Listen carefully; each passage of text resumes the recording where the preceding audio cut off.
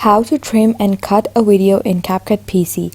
Hi guys, in this video I'm going to show you step by step that how you can trim and cut a video in Capcut PC. So let's dive in. So first you have to open up your Capcut app, and then you have to open the project that you want to work on. Now you have to select this video over here and right click on this track, and then it will give you this option over here that says trim clip. You can either choose this trim clip option, or you can just select this track and click the split option.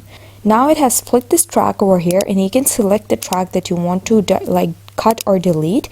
Just select the track and click delete on your keyboard, or you can just come over here and just play this video, and you can just drag this section back over here, or you can just add it again.